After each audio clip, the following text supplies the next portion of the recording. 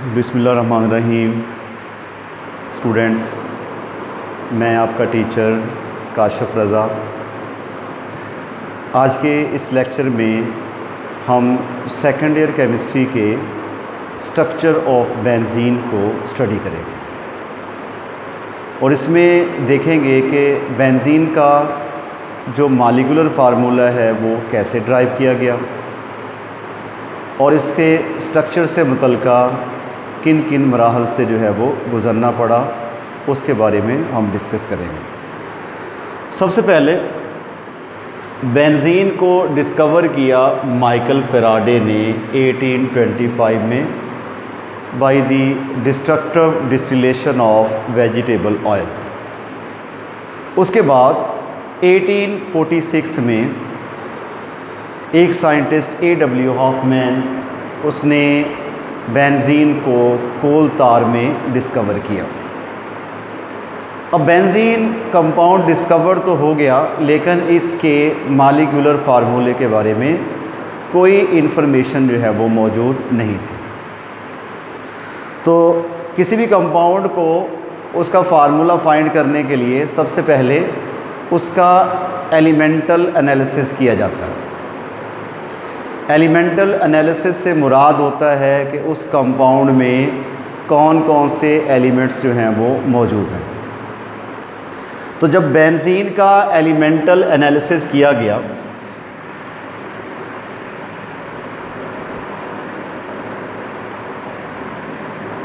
तो देखा गया कि बेंजीन के अंदर कार्बन भी है और हाइड्रोजन भी है।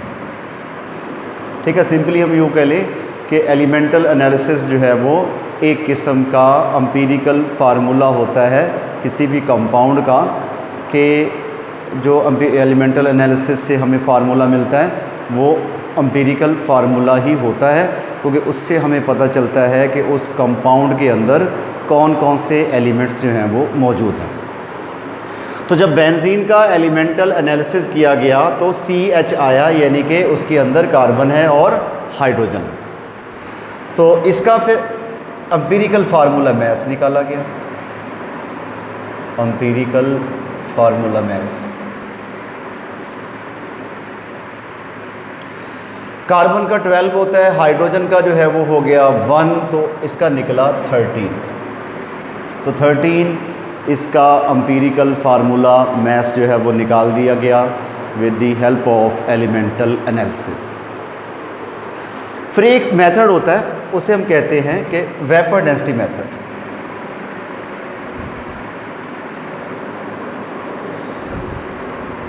तो वेपर डेंसिटी मेथड से हमें उसका मोलर मैस मालूम होता है, मोलर मैस। तो वेपर डेंसिटी मेथड से जब बेंजीन का मोलर मैस निकाला गया तो वो निकला 78.108 ग्राम पर मोल। यानी कि सबसे पहले एलिमेंटल एनालिसिस किया गया, उसके बाद वेपर डेंसिटी मेथड जो है उसकी मदद से इसका मोलर मैस निकाल लिया गया। अब हमने पढ़ा हुआ है फर्स्ट चैप्टर में, फर्स्ट ईयर के, कि N जो है वो बराबर होता है किसके लिए? वो होता है जी मोलर मैस या मॉलिक्यूलर मैस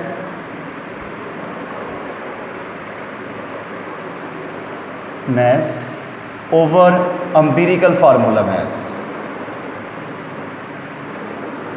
तो N मॉलिक्यूलर मैस कितना है जी इसका? 78.108 और एम्पिरिकल फार्मूला मैस कितना है भी? वो है जी 13। क्लियर होगी बात? तो N हमारे पास कितना आ गया? N हमारे पास आ गया 6। अब हमें पता है कि मॉलिक्यूलर फार्मूला जो होता है वो कैसे निकालते होते हैं? मॉलिक्यूलर फार्मूला निकालते होते हैं N into empirical formula mess.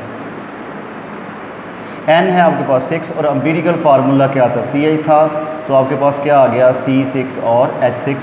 It is the molecular formula of benzene. तो अब ये क्वेश्चन आपको आ सकता है कि how the molecular formula of benzene is determined, कि बेंजीन का जो फार्मूला है वो कैसे डिटरमिन किया गया। तो सबसे पहले एलिमेंटल एनालिसिस किया गया, फिर वेपर डेंसिटी मेथड जो है वो किया गया, एन की वैल्यू निकाली और हमारे पास फार्मूला था कि मॉलिक्यूलर फार्मूला बराबर होता है एन इनटू एम्पिरिकल फार्मूला। मैं हमने वैल्यूज़ को पुट किया और हमारे पास बेंजीन का फार्मूला क्या आ गया, C6 और H6 जो है वो हमारे पास बेंजीन का मॉलिक्यूलर फार्मूला आ गया। अब फार्मूला तो फाइंड कर लिया गया, अब इसका ये नहीं पता था कि इसमें जो 6 कार्बन के एटम्स हैं या 6 इसके अंदर हाइड्रोजन के एटम हैं, ये किस पैटर्न में जुड़े हुए हैं। ये एक बहुत बड़ा कन्फ्यूज़न था जो 40 इयर्स तक जो है वो बरकरार रहा, यानी कि 40 साल बेंजीन के एग्जैक्ट स्ट्रक्चर के बारे में कोई भी इंफॉर्मेशन जो है वो नहीं पता चल सकी। तो हाइपोथेटिकल स्ट्रक्चर्स जो हैं वो बेंजीन के दिए गए, ने कहा कि बेंजीन का ये स्ट्रक्चर हो सकता है CH triple bond CH, CH2 CH2 CH2 CH और triple bond C triple bond CH।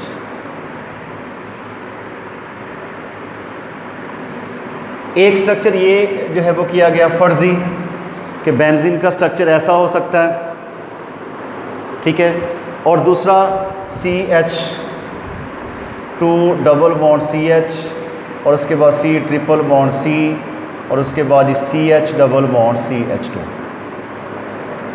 ठीक हो गया। तो ये दो जो हैं वो हाइपोथेटिकल स्ट्रक्चर्स बेंजीन के वो सपोज किए गए कि बेंजीन जो है वो इस पैटर्न में इसके जो है वो एटम जॉइंट हो सकते हैं, यानी कि फार्मूला बेंजीन का C6 और H6 है, तो ये वाले जो 6 हाइड्रोजन और 6 कार्बन हैं वो इस पैटर्न में वो जुड़े हो सकते हैं। ये फर्जी था। अच्छा, अगर ये वाला है पहला स्ट्रक्चर, हम सपोज कर लेते हैं कि पहला स्ट्रक्चर है बेंजीन का, तो इसके अंदर प्रॉपर्टीज़ होनी चाहिए किसकी, अल्काइंस की। और अल्काइंस की प्रॉपर्टीज़ में एक प्रॉपर्टी ये है कि अल्काइंस की KMnO4 के साथ ऑक्सीडेशन हो जाती है, जबकि KMnO4 के सोल्यूशन का 1% KMnO4 के सोल्यूशन का जब बेंजीन के साथ रिएक्शन करवाया गया तो उसने KMnO4 के साथ रिएक्शन नहीं किया, जबकि अल्काइंस जो हैं वो KMnO4 के साथ रिएक्शंस कर लेती हैं। और दूसरे नंबर पे ये दूसरा स्ट्रक्चर है, इसकी भी क्या हो जाती है, KMnO4 की 1% सोल्यूशन के साथ ये जो होता है अल्कीन्स जो होते हैं जितने भी, ये 1% KMnO4 को डीकलराइज कर देते हैं। जबकि बेंजीन का जब रिएक्शन करवाया गया तो बेंजीन ने KMnO4 के सोल्यूशन के साथ केमिकल रिएक्शन नहीं किया। इसका मतलब ये हुआ कि बेंजीन का जो स्ट्रक्चर है which is suppose to be a straight chain is ruled out, कि बेंजीन का जो स्ट्रेट चेन का स्ट्रक्चर जो है वो हो ही नहीं सकता। अगर स्ट्रेट चेन का स्ट्रक्चर होता है तो इन दोनों में से कोई एक स्ट्रक्चर होता और वो KMnO4 के साथ रिएक्शन कर लेता, जबकि अल्कीन्स और अल्काइंस ये एडिशनल रिएक्शंस देते हैं। एडिशन रिएक्शन होता है कि जिसमें कोई कंपाउंड जो है वो ऐड होता है, निकलता कुछ भी नहीं है, लेकिन बेंजीन के मोस्टली जो रिएक्शंस थे वो सब्स्टिट्यूशनल्स थे, ठीक हो गया। यानी कि बेंजीन के मोस्टली रिएक्शंस जो हैं वो सब्स्टिट्यूशन रिएक्शंस थे, जबकि अल्कीन्स और अल्काइंस जो हैं वो एडिशनल रिएक्शंस जो है वो देते हैं। तो फिर ये सोचा गया भी कि बेंजीन का जो स्ट्रेट चेन स्ट्रक्चर है वो नहीं है, बेंजीन स्ट्रेट चेन स्ट्रक्चर में एग्जिस्ट करती ही नहीं। और उसके बाद ही बेंजीन का एक और बात देखिएगी कि बेंजीन मोनो सब्स्टिट्यूएंट होती है, जबकि अगर हम स्ट्रेट चेन में देखें तो इसके 3 प्रोडक्ट्स बन सकते हैं, एक यहाँ पे बन सकता है, इधर भी बन सकता है और यहाँ पे भी बन सकता है। तो स्ट्रेट चेन में इसके 3 प्रोडक्ट्स बन सकते हैं, जबकि बेंजीन जो है वो क्या होती है, वो मोनो सब्स्टिट्यूएंट्स होती है। उसके अलावा हमारे पास फार्मूले हैं कुछ अल्कीन्स और अल्काइंस को चेक करने के। मसलन अल्कीन्स के लिए फार्मूला है जी, ये आपके पास अल्केन है, अल्कीन्स का फार्मूला होता है जी H2N+2। तो अब बेंजीन में चूँकि कार्बन जो है वो 6 हैं, इसमें अगर हम पुट करें तो C6 और H कितना बनेगा 14, जबकि बेंजीन का फार्मूला क्या होता है C6 और H6। इसका मतलब है इस फार्मूले के अकॉर्डिंग बेंजीन जो है वो अल्केन नहीं है। अगर हम अल्कीन्स का फार्मूला जो है वो लगाते हैं, अल्कीन्स का फार्मूला होता है CnH2n। इसमें अगर हम नंबर ऑफ़ कार्बन एटम्स जो कि बेंजीन में 6 हैं वो अगर पुट करते हैं तो आपके पास क्या आता है C6 और H12, जबकि बेंजीन का फार्मूला क्या है C6 और H6 है। इसका मतलब है कि बेंजीन जो है वो अल्कीन भी नहीं है। अगर हम अल्काइन की बात करते हैं, हमारे पास आ गया अल्काइंस। अल्काइंस का जनरल फार्मूला होता है CnH2n-1। ठीक है, तो चले नहीं, आपके पास क्या बनेगा जी -2। तो आपके पास आ गया C6 और H जो है वो आपके पास कितना आ जाएगा 12 10, जबकि हमारे पास बेंजीन का फार्मूला क्या है Cn C6 और H6 हो गया। ठीक है, तो अब इसके अकॉर्डिंग इन फार्मूलाज की मदद से हमें एक बात तो जाहिर होगी कि बेंजीन ना तो अल्केन है, ना अल्कीन है और ना ही अल्काइन। इसका स्ट्रेट चेन स्ट्रक्चर जो है वो क्या हो गया, वो रूल्ड आउट हो गया। तो 40 इयर्स तक बेंजीन के एक्चुअल स्ट्रक्चर को अप्रोच ही नहीं किया गया, यानी कि पता ही नहीं चल सका कि बेंजीन जो है इसका एक्चुअल में स्ट्रक्चर क्या है। उसके बाद एक साइंटिस्ट था, उसका नाम था कैक्यूल। उसने 1865 में बेंजीन के स्ट्रक्चर के बारे में इंफॉर्मेशंस जो हैं वो दी। उसने कहा कि बेंजीन में 6 कार्बन होते हैं और 6 ही हाइड्रोजन हैं, which are joint in a cyclic pattern. उसने कहा जी बेंजीन में 6 कार्बन और 6 जो हैं वो हाइड्रोजन वो साइक्लिक पैटर्न में ज्वाइंट होते हैं। हेक्सागोनल जो है वो स्ट्रक्चर होता है, साइक्लिक हेक्सागोनल, और इसमें अल्टरनेट डबल और सिंगल बॉन्ड्स होते हैं। तो इसने कहा कि इसका स्ट्रक्चर क्या होता है साइक्लिक हेक्सागोनल। किसने कहा भी कैक्यूल ने 1865 में ये बात की कि बेंजीन के अंदर जो 6 कार्बन और 6 हाइड्रोजन है ये साइक्लिक पैटर्न में जुड़े होते हैं, हेक्सागोनल स्ट्रक्चर बनाते हैं कि जिसके अंदर 6 जो हैं वो कार्बन साइक्लिक पैटर्न में जुड़े हैं और उसके ऊपर एक एक हाइड्रोजन मौजूद होगा, अल्टरनेट डबल और सिंगल बॉन्ड्स इसमें मौजूद होंगे। उसने कहा कि ये डबल बॉन्ड किसी एक कार्बन के साथ फिक्स नहीं रहते। मसलन एक स्ट्रक्चर यहाँ पे है, ऐसे भी हो सकता है, कार्बन है,